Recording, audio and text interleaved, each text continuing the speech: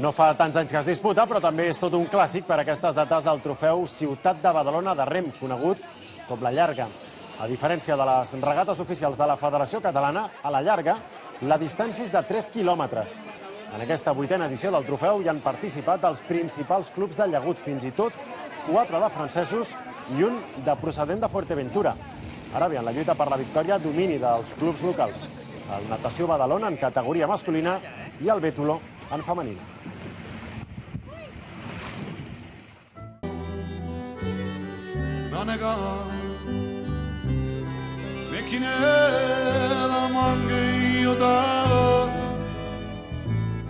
Silvigiava Palerò e chi ne la mangi oro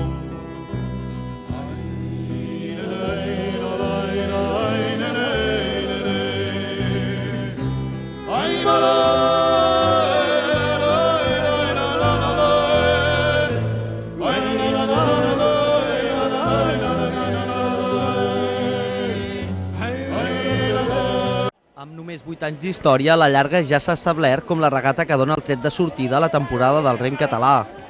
Enguany, en la seva 8a edició, la llarga ha comptat amb diversos equips catalans, però també amb convidats vinguts d'arreu de l'Estat, com des d'Alacant o les Illes Canàries. A més, també hi van participar 4 equips francesos del Rosselló i Llenguadoc, la majoria d'ells procedents de la població de Seta. La llarga 2012, per tant, va ser tot un èxit de participants i va suposar un bon entrenament de cara a l'inici de la Lliga Catalana de Llaguts, que començarà aquest proper cap de setmana.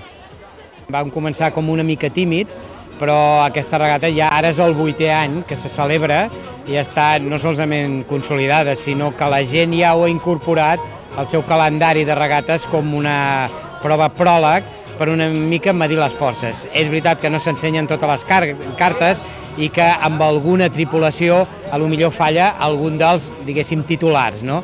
Però ja pots anar veient una miqueta el que serà la Lliga.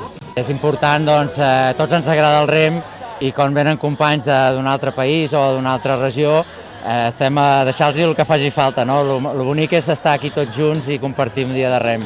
La regata de la llarga és aprofitar simplement per agafar sensacions amb el barco del Llagut, per agafar el barco més pesant i tornar a recuperar sensacions a l'estiu. Aquest estiu ens espera una lliga dura i tornar a agafar el barco i tornar-nos a posar a tope amb el barco que ens toca. És especial perquè l'organitzem els 3 clubs de Badalona, però bé, amb una gran aportació per part del Bétolo i especialment d'en Jordi Marco, doncs, que des de fa 7 anys que insisteix any rere any perquè la llarga agafi importància dintre les regates de Catalunya. Dels convidats de fora de Catalunya cal destacar l'equip vingut de les Canàries. El Club Deportivo Herbania de Fuerteventura repetia presència a la llarga per segon any consecutiu. I és que en visites com les que fan a Badalona o a Orio, al País Basc, els canaris estudien models de rem per tal de potenciar aquest esport en el seu territori. El año pasado avanzó bastante porque hemos estado en el descenso de Orio en febrero y aquí creía que no íbamos a poder venir, pero lo hemos conseguido porque hay pocas subvenciones y no hay dinero, pero hemos conseguido, hemos venido y la gente está muy contenta. Y allí tenemos formado 4 clubes de remo y estamos pendientes de hacer la Federación Canaria de Remo, que es muy importante. A Espanya hi ha uns que són intractables, que són els bascos, que això és un altre món, diguéssim ja arrossant la professionalitat, o sense arrossar, són professionals gairebé, i després hi ha la Federació Valenciana i la Catalana a darrere. Evidentment aquesta gent es mira amb nosaltres com nosaltres ens mirem els bascos. I quan venen aquí, venen amb molta il·lusió, home, han de venir amb il·lusió per fer 3.000 quilòmetres. Com la llarga és una regata no oficial i de caire festiu, els resultats de la regata no tenen gaire importància a nivell competitiu.